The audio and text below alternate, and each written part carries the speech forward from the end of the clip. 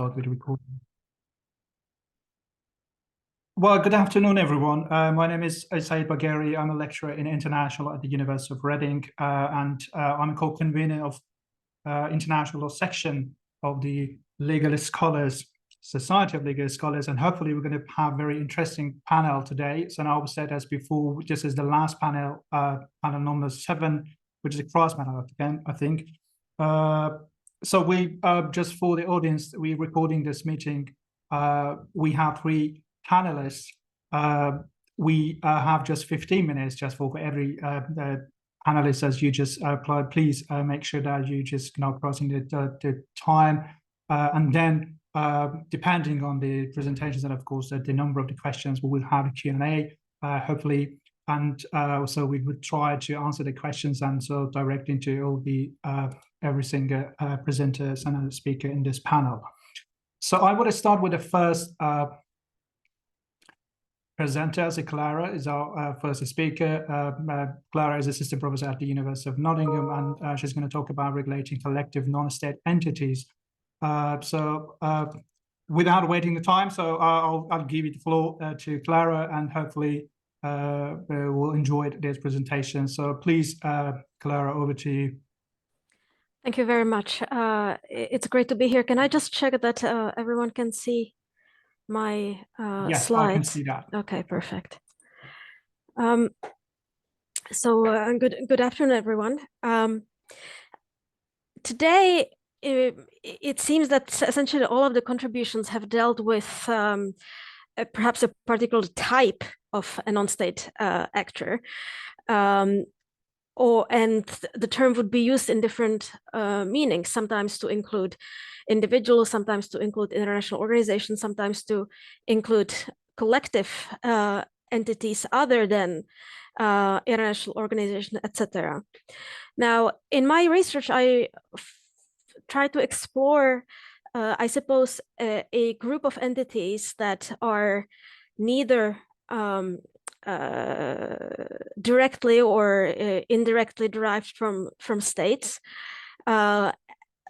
and are not individuals, are collectives. So entities such as business corporations, political opposition groups, armed groups, humanitarian organizations, other NGOs, etc. And for these entities, I have been using the term collective non-state entities to the exclusion of international organizations and individuals. So I suppose we are on a panel which is titled something like other collective non-state entity, other non-state entities, and I want to start by clarifying that I am essentially looking at group of different entities. Now, in the international law literature, phenomena that involve these entities have been dominantly pursued through the, I suppose, through alternative theoretical frameworks. What I mean by that, it would be through conceptual frameworks such as transnational law, global administrative law, global law, etc., which essentially loosen in one way or another traditional parameters of kind of international law as formal law involving legally binding rules. While these perspectives are no doubt important, and they allow us to study different types of phenomena, interestingly, it seems that if there has been gap in trying to look at collective non-state entities in more general manner, it would be in sort of the very classic understanding of international law as formal law, and this is where what I want to share with you today as well. So I certainly do not think that international law or formal law is the only relevant one, or that is the correct definition. It's more that I am inviting you to try to see whether we can actually say something meaningful about collective non-state entities, even within the traditional framework of international law. international law as which traditionally is understood as state-based law, and perhaps one that with this state-based nature translating into perhaps three kind of dominant dimensions: international being state-made, state-addressed, and state-enforced. I am particularly interested in the second question, which is whether collective non-state entities are addressees or can be addressees of rules of international law. And I suppose such question, and it will be this kind of my second dimension that I want to focus on today. I suppose we can approach the queries relating to collective non-state entities in different ways. Now, under the kind of the traditional orthodox narrative, we would dominantly hear that, except for some exception, these entities are not regulated in a legally binding manner in international, apart from the odd exception, right? Such as, for example, armed groups as parties to non-international armed conflicts, for example. So examining this traditional narrative, we can perhaps ask the question about collective non-state entities in formal international through three perspectives, which I have named doctrinal, empirical, and normative. So the doctrinal one essentially asking whether international can directly regulate collective non-state entities in a legally binding manner. And to this day, there are sometimes arguments pursued of essential legal impossibility, that for reasons such as classically the doctrine of subjects of international law, these entities cannot be regulated through international law. The other question is an empirical one, which would ask whether international actually does, as a matter of fact, regulate such entities in a legally binding manner, whether there are instances in which such entities are treated as if they were addressees of international law.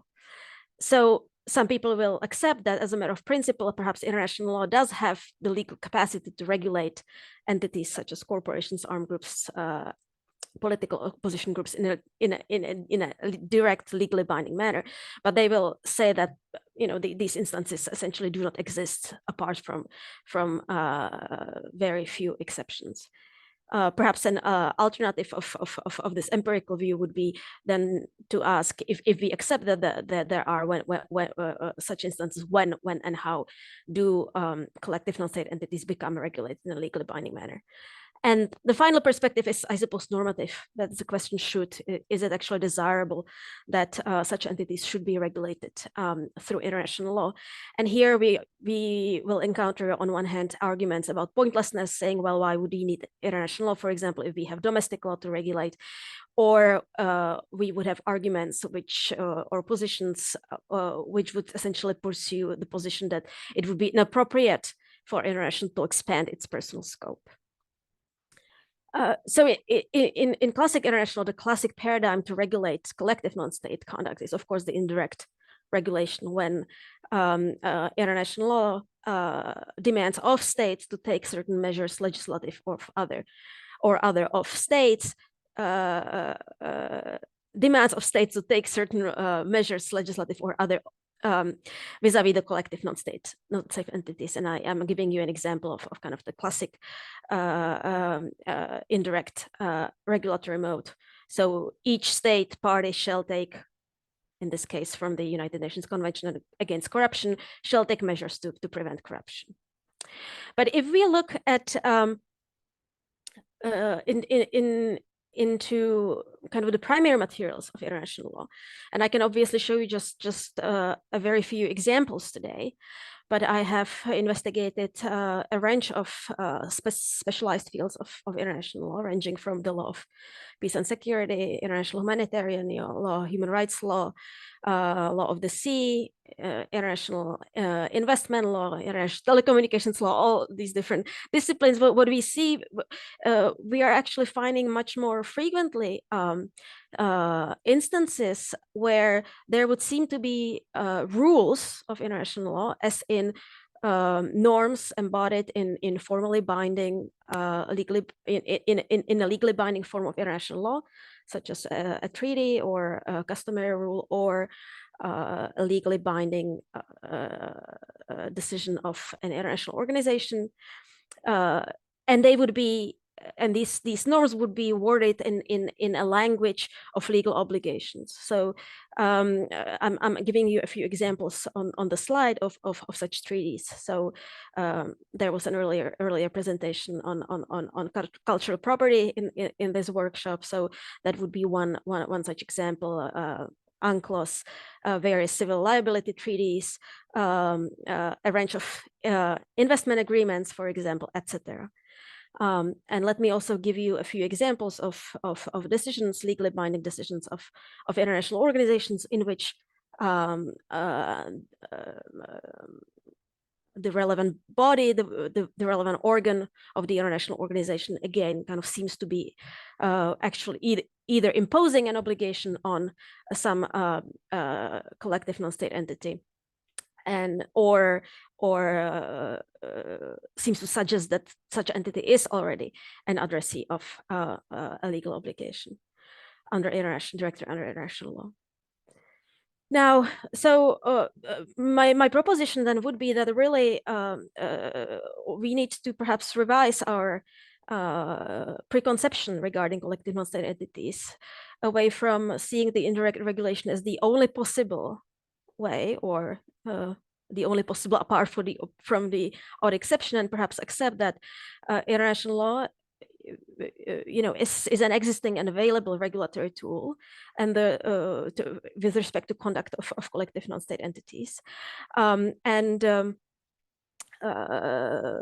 The debate rather should be whether we should be using it in a particular instance or not. And I'm conscious that there are a number of doctrinal issues perhaps relating to this proposition, but I cannot delve into them in my 15 minutes. So I suppose I need to kind of ask you to take this as a premise for the rest of my presentation. But essentially my argument is that given that practice is normative lawmaking in international law, that this practice of creating both rights and obligations for a variety of collective non-state entities has altered the structures of international law to permit the creation not only rights but also obligations, and therefore it is now legally binding or binding international is an existing and available regulatory tool, even if formal international law certainly remains dominantly addressed to states. What I would like to do today is to focus on one aspect of my research, which is kind of a characterization of or some observations about the parameters that can be identified with respect to the instances in which there are direct rights and obligations of collective entities. So this, what I call the direct regulation. And this is essentially a result of an extrapolation of what can be observed across the various specialized fields of international law.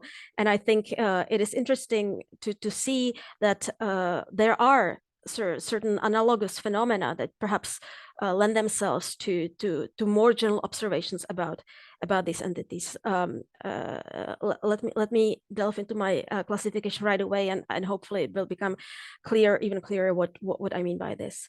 Now, sorry, Clara, just a quick, but you have 4 minutes. That's correct, yes.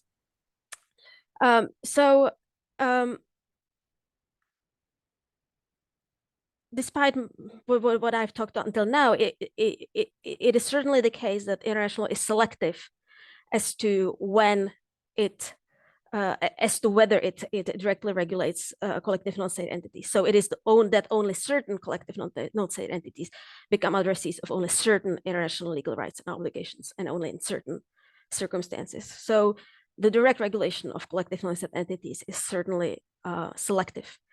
And it is selective perhaps in two ways. One is that this regulation is fragmented. So it is not the case that the whole body of international law should somehow apply to all collective non-state entities. It is also not the case that there is a fixed set of common rights and obligations. There is often this presumption that if we were to accept that certain non-state actors should be acknowledged as, and I'm going to use the language that I don't like very much, but where the subject, then they would acquire a certain set, fixed set of common rights and obligations. But that is really not what we see in the practice of international law. It is only certain specific rules that apply to certain collective non-state entities. And what we see is that this regulation seems to be conduct-based rather than status-based. So we tend to, focus on and that was the case also in the workshop today, that we talk about armed groups or we talked about corporations. But really, social descriptions do not correspond to legal designations within the law. So, a corporation is not a legal term. An armed group is not a legal term. If I go back to my slide of slides on the examples, you will see that the language that is used is a party to non-international armed conflict, operator of a nuclear installation, investor, prospector, aircraft operator. So really, it is perhaps more meaningful to view the phenomenon of direct regulation of collective non-state entities through this idea that international law regulates or is conduct-based regulation rather than status-based regulation. It is also the case that we can observe that rights and obligations of states and non-state entities are not mutually exclusive. Rather, they are separate. And looking at, and this is what I would like to say as my conclusion or note as a conclusion. When we look at the interplay between state and non-state rights and obligations, perhaps we can note that firstly, rights and obligations of states and non-state entities are differentiated in scope. So that's probably not surprising that there are more rules that are addressed to states than non-state entities.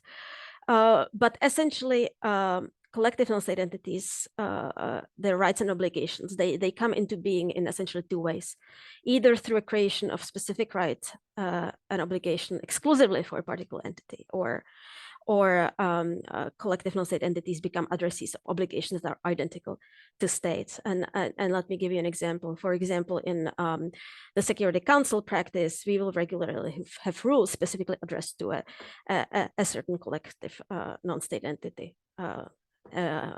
such as a specific armed group. Or in the Convention on Certain Conventional Weapons, we will have more widespread obligations for states than non-state parties to an armed conflict. So while some of those rules apply to both states and non-state, and they're identical, they are also differentiated. This is what I would call a phenomenon of duality of addressees of rules. So there may be rules which apply to both. It is not the case that only state is an addressee. And what practice shows us is that these rights and obligations of states and non-state are independent. They are separate. What I would interruption, so Clara, hopefully you come to conclusion because we have some time, yes. so make sure that all the speakers are at the same time. Yes. Okay. So I will conclude with the idea that perhaps we have been working with a narrative of collective non-state entities that presumes that they are excluded from the scope of binding international law, apart from the odd exception. But perhaps the presumption needs to change, and we need to look at specific rules to identify what is their personal scope. Thank you very much. Thanks very much, Clara. This is really fascinating topics, and hopefully we can discuss it later with some questions. So let's very quickly just to jump into the second speaker, Omar Grish. Hopefully Omar is there. Yeah, I can see that. So Omar's topic is Omar first. He's joining us from University of Malta and the development of his postbellum, which is my favorite topic. So hopefully, yeah, we'll just have some questions as well. So over to you, Omar.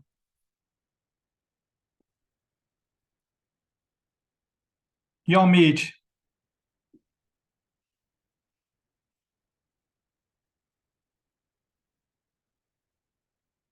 We can't hear you.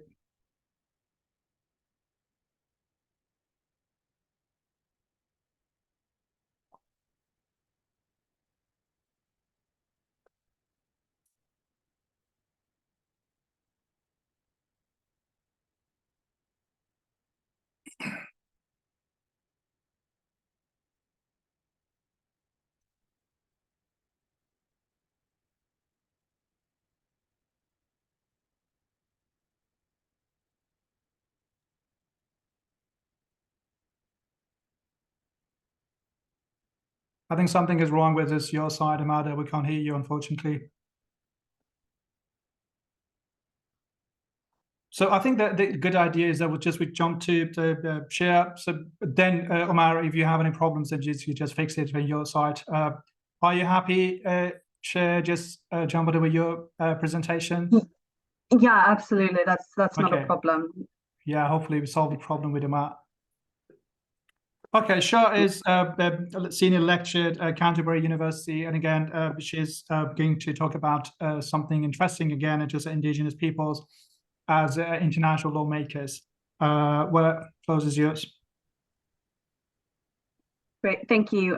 Here, I need to share my screen so that you can see my slides.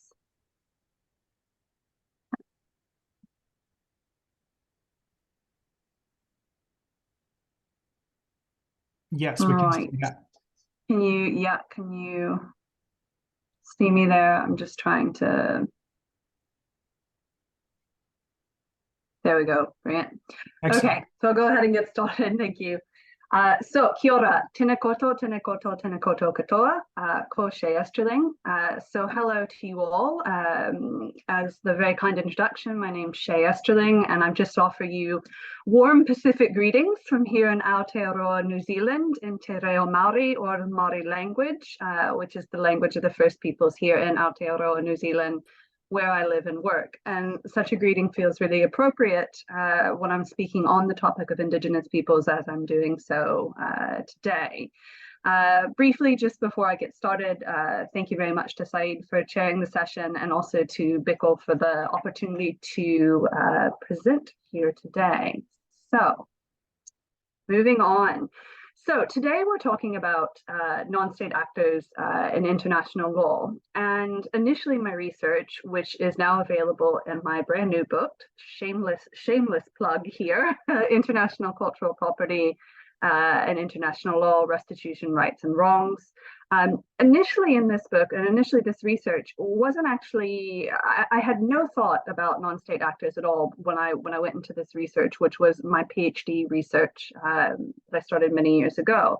Rather, what my research began with was a very simple aim, and that was to explore the restitution of cultural property to Indigenous peoples as a human right. And so for me, the starting point here was basically I thought I was going to write a commentary about Article 11 of the UNDRIP, or of the UN Declaration on the Rights of Indigenous Peoples, simply because paragraph 1 of Article 11, it offers rights in relation to tangible and intangible heritage, and more specifically for my purpose at paragraph 2, which you should be able to see on the slides here, offers redress in relation specifically to cultural property, which may include restitution. So as my research progressed, this aim evolved into the specific research question that you can see here. What can the restitution of cultural property tell us about international law and Indigenous peoples? And to answer this question, this research took basically a three-pronged approach. It did a textual analysis of Article 11, then a purpose of analysis of Article 11, and then finally a contextual analysis of Article 11. And through each of these analyses, it became apparent that this research not only can tell us something about cultural property and the processes of restitution and decolonization, but that it could also tell us quite a few things about international law and Indigenous peoples. And regarding international law, it can tell us things more specifically about human rights. Oh, are you getting feedback, or is it just me? Can you still hear me properly? Yeah, we can hear you. Omar, I can hear you as well. So just unmute for now. Thank you. Okay. Great, thank you.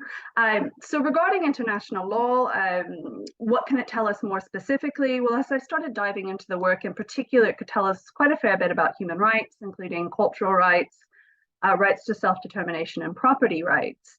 And regarding Indigenous peoples, it could tell us not only about how Indigenous peoples have impacted international law, but also flipping that around onto how international law has impacted Indigenous peoples. And it's really here that this research began to engage with the notion of non-state actors in international law. So for my research in this book, essentially the argument is that through participation as non-state actors in international lawmaking, Indigenous peoples have made material gains in human rights law. Yet this participation as non-state actors doesn't guarantee that these gains provide on-the-ground benefits, or these benefits for Indigenous communities on the ground. Ultimately, as non-state actors, Indigenous peoples continue to be limited by incapacities which prevent these on-the-ground or substantial gains. And so, as I said, to do this, I wove back around to that initial research aim, so I took as my focus the restitution of cultural property embodied in Article 11 to make this argument, to explore this further. So if we delve into that, so what can we see here? So essentially, by participating in international lawmaking, Indigenous peoples undoubtedly have made gains. And the pinnacle in the gains of this participation is this creation of a discrete space that Indigenous peoples have carved out in human rights law to promote and to protect Indigenous rights. And through a textual analysis of UNDRIP, basically, we can see this. So participating from the very, very start of the lengthy drafting process of UNDRIP, Indigenous organizations were allowed to participate in the meetings, regardless of if they had consultative status with the UN Economic and Social Council or not. And the result of this participation is that the UNDRIP contributes to a broad reconceptualization of international law, including human rights law. In particular, we have things like the reinterpretation or the elaboration of existing rights, and also the creation of new sui generis rights. And so, speaking of sui generis rights, for example, here, one of these is the principal material gain is, in fact, Indigenous participation in international lawmaking, is the fact that the Declaration provides what you can see here on this slide, this sui generis scheme for the protection and redress of cultural heritage. And this really provides progress in relation to overall the idea of cultural integrity. So, in effect, what I'm arguing is that participation of Indigenous peoples as non-state actors in international lawmaking has impacted human rights law, and it's led to these material gains of this creation of this distinct space in UNDRIP, and then more specifically, this particular scheme for the protection and the redress of Indigenous cultural heritage. However, what I go on to argue is that this participation has not guaranteed that these gains have been substantial.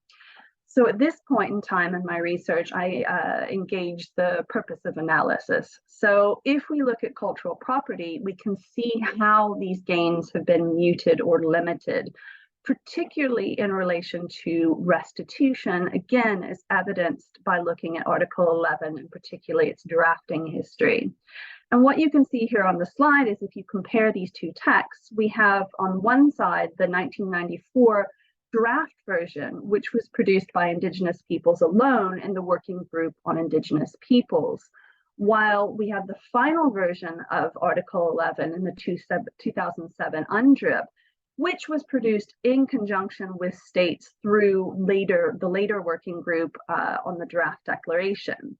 And so it's important to note here that states didn't enter negotiations in relation to the UNDRIP until 1995, so after the initial draft of the declaration. And so what that means here for us is that this initial draft in 1994, this really reflects the aspirations of Indigenous peoples.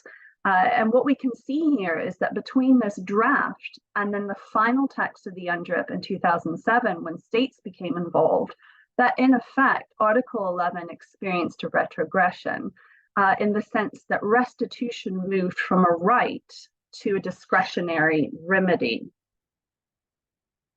So, the result of this retrogression ensures that Article 11 steps back to fit comfortably within the existing approach of human rights to heritage, which eschews any form of control or ownership of heritage for Indigenous peoples. So in turn, the gains of Article 11 are limited. In effect, what it provides is already cabined within what the traditional approach of human rights is to culture, and in particular, cultural heritage. And more practically here, this retrogression ensures that Article 11 does not deliver on-the-ground benefits to Indigenous communities in the form of a right to the restitution of cultural property, even though it was a core precept of Indigenous advocacy, as I said, from the very start of the drafting of UNDRIP. So what this shows us is that here Article 11 is functioning as a vehicle to demonstrate normative insight into Indigenous participation in international lawmaking, specifically regarding the advancement of Indigenous claims through the lens of the restitution of cultural property. And what it shows here is that there's a tension between this Indigenous participation and offering this space to participate and advance their claims and generate these gains, but also at the same time limiting these gains. But this isn't the full picture of Indigenous participation in international lawmaking. This tension that we have is a reflection of what I argue is a deeper dissonance, and that's essentially a dissonance between Indigenous participation in international lawmaking and the continued pursuit and realization of Indigenous claims as human rights. In particular, this dissonance flows from the discursive limitations of human rights in relation to Indigenous peoples.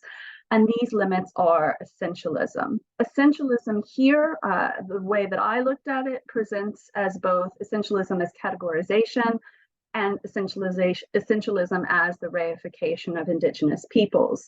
And ultimately, these dimensions of essentialism have an impact on the construction of indigeneity, meaning Indigenous identity, as well as Indigenous claims.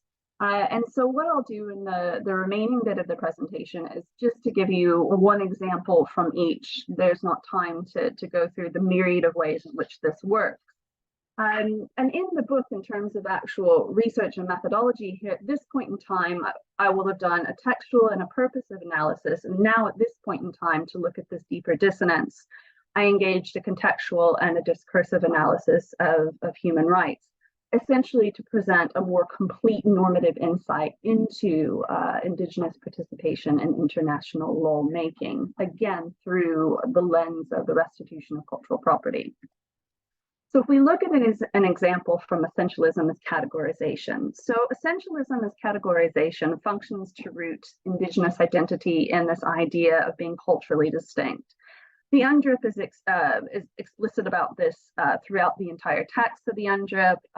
In international law, the definition that we find of Indigenous peoples in ILO Convention 169 concerning Indigenous peoples, as well as in the United Nations COBO report on Indigenous peoples, is very, very clear that it's focused on this distinctive identity. All these definitions focus on concepts of priority in time and cultural distinctiveness. And thereby, how I kind of viewed it is that this categorization is carving out the who for the purposes of the law.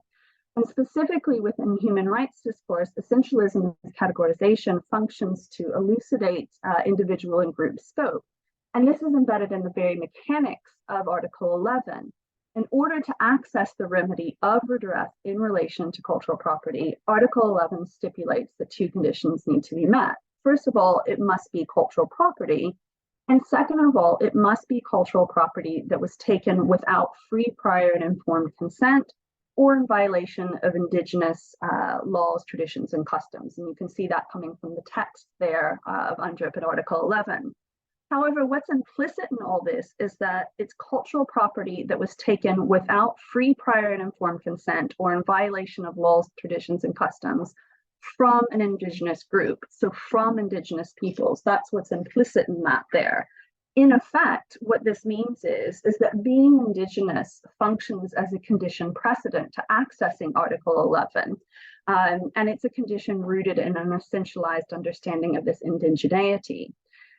This approach of essentialism to indigenous identity has very specific implications for rights like Article 11 and subsequent claims within the human rights discourse. Specifically, it transforms indigeneity itself into a resource within human rights. And like all resources, it's something that can be fought over and which advantages winners and disadvantages losers. And here the winners are those who can identify as being indigenous for the purposes of human rights law, gaining access to these protections and internationalizing their struggle. But the losers are denied these benefits. For the losers, this conflict here is really ironic because it actually results in a double suppression. So you have not only simply suppression from the state, but also from other indigenous groups, which makes clear that it's a tool of neocolonialism. And as Jace Weaver— Sorry for interruption, just to maximum 2 minutes. If you come to conclusion, that would be great. Oh, sure. Yeah. So there's only one more example to give. So basically, as Jace Weaver notes, Native American scholar here, some Native peoples fight others fiercely to prevent them from claiming this Native identity. And you can see this here from the statement from James Writing in, a self-identified Pawnee activist, that basically only real Indians support restitution of cultural property. As reification, this is basically that it fixes indigenous culture and these narrow or backward-looking classifications, carving out the what for the purposes of the law. And this is done so in the human rights discourse, specifically, as you can see in the approach to Article 27, which is a cultural right. And what this does here in terms of restitution is it constrains indigenous development by asking for repeated performances of fixed identities and cultures to gain this redress.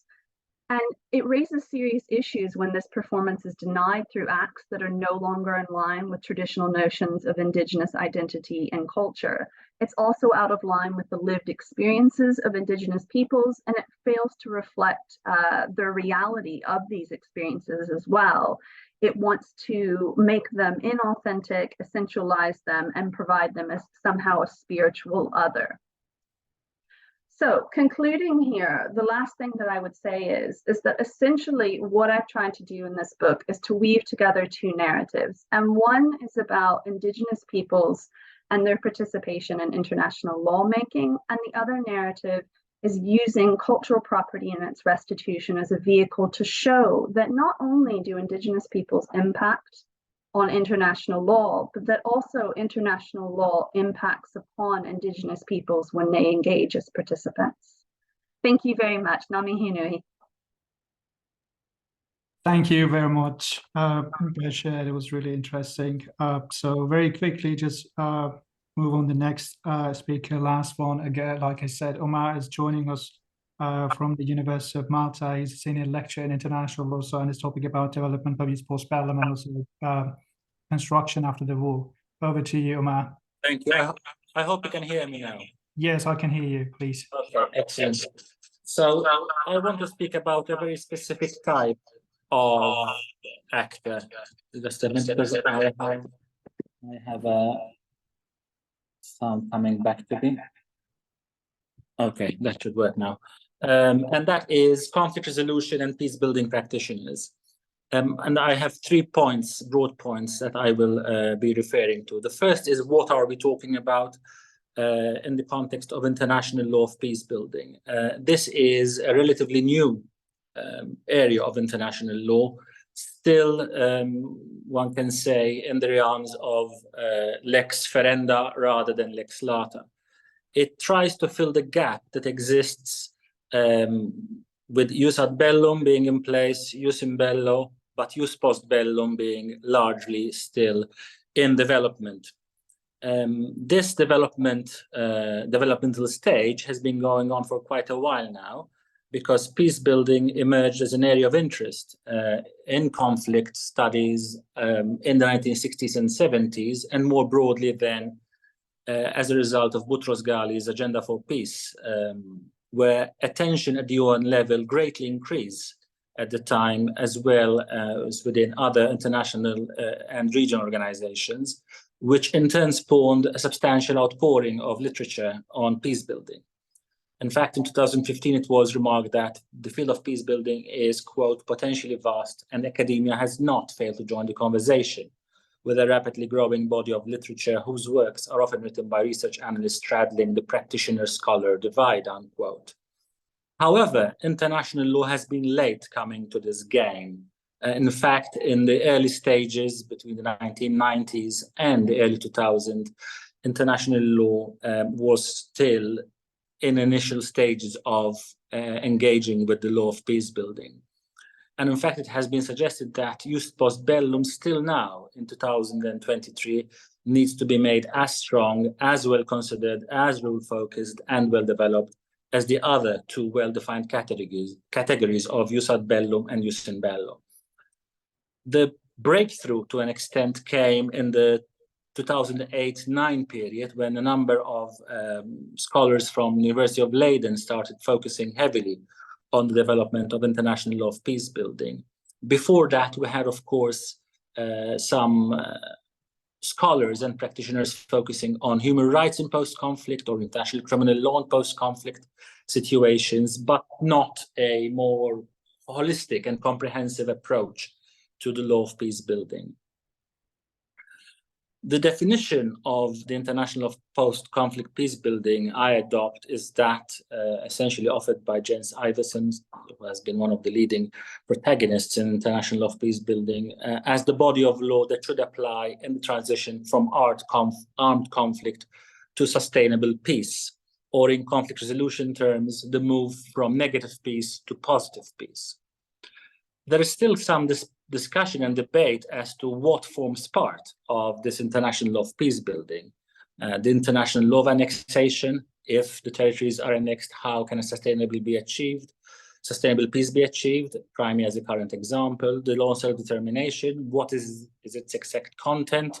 Is there a right to secession under international law? The answer to these questions may have an impact on achieving sustainable peace in places such as Kosovo. International human rights law, of course, is part of this, as ensuring respect for fundamental rights and freedoms are critical in transitions from armed conflict to peace. International criminal law plays a role, the extent to which perpetrators of the most serious violations of international human rights law should be punished, and if so, in what fora. The rights and responsibilities that emerge in the context of responsibility to protect.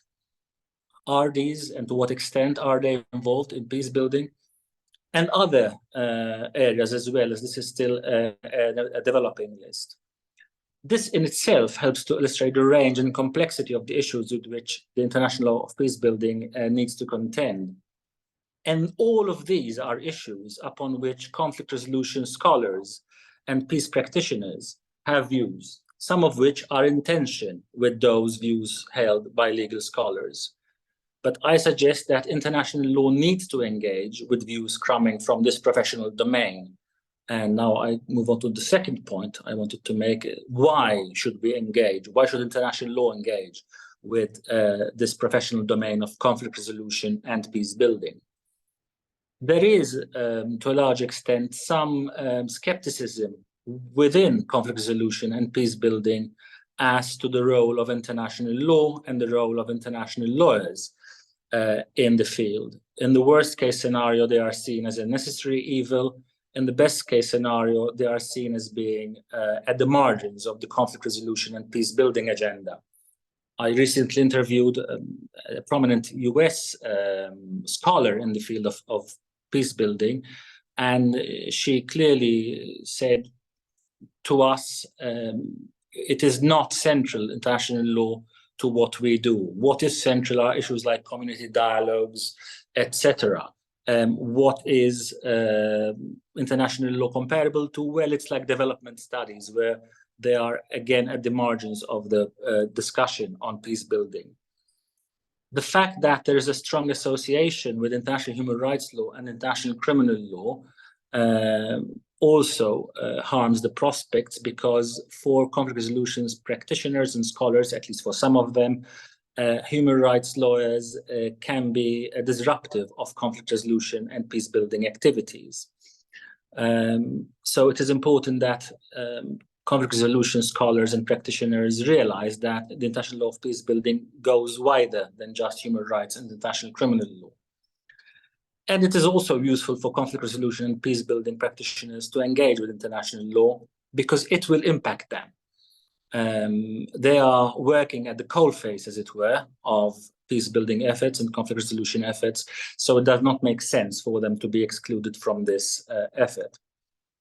The involvement of conflict resolution and peace building practitioners stroke scholars is also useful to democratize international lawmaking, in the same way that human rights specialists in academia and practice were useful in developing the Rome Statute, for example, and other international legal instruments. It is important to open lawmaking to other disciplines. The fact that this branch of international law is still in formation makes it an ideal candidate for expanding and extending the range of actors involved in lawmaking. The central argument is that the content of the international law of peace building will be improved if practitioners and scholars from conflict resolution and peace building communities are engaged in shaping it more than has hitherto been the case. Conflict resolution and peace building practitioners, in fact, have a key stake in this endeavor as actors who will be designing and facilitating conflict resolution efforts, ceasefires, and peace agreements. It is a matter, of course, that peace-building practitioners remain on the ground once a ceasefire or peace agreement has been agreed to, in order to assist in processes of maintaining and building peace. The community of peace-building practitioners includes international actors, national institutions, and local civil society organizations. Thus, they bring a breadth and a width of experiences and skills that international lawyers and international law may greatly benefit from in creating an international law of peace building that meets the requirements of peace and is practical to implement on the ground. Having norms of international law which are routinely flouted or marginalized or unachievable is counterproductive for the whole edifice of international law. Thus, the involvement of practitioners who play a critical role in the implementation of international law may add to the likelihood that the law of international peace building will be more regularly and more widely observed. My final point is how may this be achieved? How may conflict resolution and peace building practitioners and scholars be involved? Currently, there is a lack of fora for engagement. We must move from just engaging with multilateral fora to multidisciplinary fora. As one example, in 2013, we had the Belfast Guidelines on Amnesty and Accountability, which were developed by the University of Ulster and others, which aim to assist those making the move on amnesties and accountability in the midst or in the wake of conflict. This was an effort to have a more varied membership of the group who came up with these guidelines. However, out of 17 members, only 4 were non-lawyers and only 1 explicitly from a conflict resolution background. This mix needs to improve. And one of the areas where we can take recommendations from, or we can take a leaf from their own book, is, for example, the way in the European Union, when they deal with fishing laws and maritime affairs, they take a stakeholders approach to determine, for example, fishing quotas. They use heavily marine biologists. They consult with fishing communities and fishing industries, as well as, of course, commission officials and lawyers with international law expertise to come up with binding instruments and also sound scientific approaches. So why can't international law and international law of peace building in particular also adopt this multi-stakeholder approach, eschew purely legal approaches to lawmaking, and of course purely state-centric approaches to lawmaking, and to get a more nuanced view of what is practicable in international law and what is also desirable in international law from the point of view of those who will at the end of the day need to give effect to whatever international law of peace building is developed. And I'll leave it at that. Thank you, Omar. It's very timely. So thanks very much. Thanks to all presenters today. That I really enjoyed that. So let's start with some questions. If you have any, so I will open the Q&A from the other audiences. If you have any question, yeah, that would be happy actually just to address.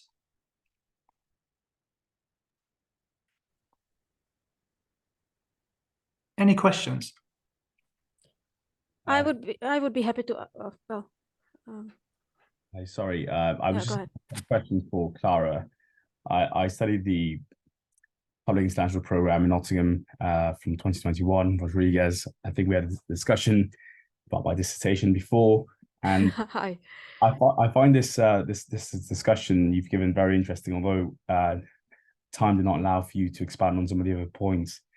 And I think as I'm drafting my proposal, I think one of the things I've seen is that the international law system, of course, is state-centric, and in the ways scholars approach the issue, they tend to always refer to this sort of, their consciousness is always restricted to the state-centric mindset. And I think sometimes that limits our ability to actually conduct thorough research about how international law interacts with these, as you call them, collective non-state entities.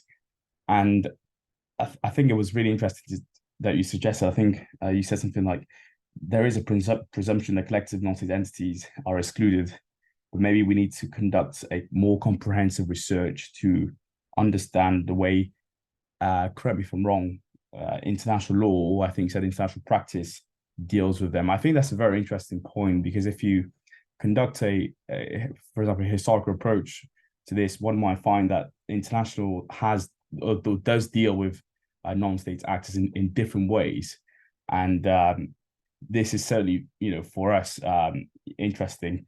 And so I'd like you to perhaps explain, the extent to which, this historical approach is actually relevant to conducting research, because that is the approach I'd like to take in my research, specifically focusing on non-state armed groups in the context of international humanitarian law.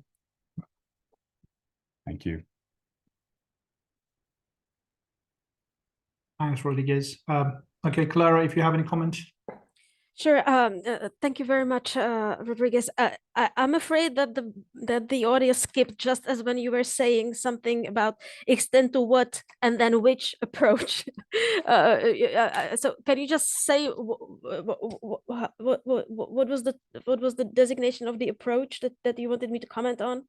Yes, I think the question really was, to what extent can a historical approach be really relevant to Right. Okay, I understand. So I suppose historical approach, you can either look at a specific point in time, obviously, and there have been works done in this way, which then allows you to provide an argument that something has already existed in the past, right? Or you can do a historical analysis looking at development of international law, at change of international law over time, transformation. I mean, there has been a kind of a whole movement towards kind of history of historical approaches to international. From the way I have been using perhaps what could be termed historical analysis, although I suppose in sort of a very kind of basic way, is essentially, I guess I would rather describe it as more of an empirical analysis, right? What is it that actually happened in practice? And I have found this approach personally quite productive, because the way collective non-state entities have been approached in literature has really been kind of, oh, we have all these doctrines that prevent formal international law from regulating these entities, and then when you look at what actually happens, then at points in time and also contemporarily, then it is actually not true. So you know, I would be happy to talk to you again about kind of your ideas about how perhaps this method could help you as well. Thank you. Yes, thank you very much. That's very interesting and illuminating. I do think, you know, this, as you've clearly explained, the empirical approach is useful, because I think if you look at, for example, certain articles, one that comes to mind is one that was written by Andrew Clapham on the rights and obligations of international, you know, of state entities in your context here. And I think, you know, he adopts this state-centric approach, and calls for the reader to challenge the notion of international legal personality, and in seeking to actually look at how international law briefly does impose obligations on non-state actors. He seems to he does that by applying, you know, the theories that we use to actually contend whether or not international non-state actors are bound by international law. And I think by doing that, he kind of overlooks that the existence of, you know, this normative framework where these obligations are actually imposed on non-state actors. For example, on the convention, on the UN Convention on the Rights of the Child, or the protocol, it talks about how non-state actors shall not, I believe, shall not recruit children. And I think that is really, illuminating in terms of how this empirical approach can be used to show these obligations do exist. Well, thank you. Thanks, Rodriguez. I think we have 5 minutes, I think, so we have one more questions from Abzal. If you have any question, I can see that your hands you raised. Yeah, please. Hi, hello. I have a question to Clara. When it comes to imposing direct obligations to non-state actors, which are largely excluded from both norm creation and enforcing the international law, wouldn't it raise questions of legitimacy, or let's say, of legitimacy of such direct obligations when such entities are largely excluded from the norm creation process? Yes, thank you. No, I mean, that's a very good point. So I suppose here perhaps the kind of classification that I did at the beginning between the different types of queries will help me in answering your question. I suppose if really the question that you ask, and that is the one that I was asking today in the presentation, is the one about what the empirical one, what happens on the ground, then the question of legitimacy doesn't necessarily come into play, because from a perspective of the formal law, legitimacy is not a legal criterion, right? And we can have an opinion about whether it's right or wrong, but international law as it stands is actually pretty binding. International law is pretty formal, right?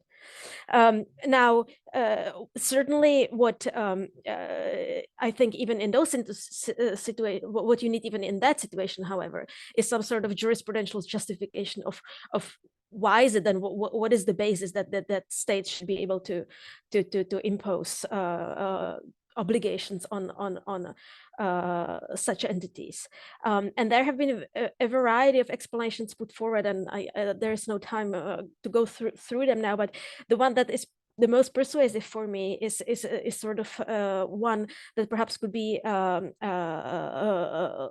labeled a legislative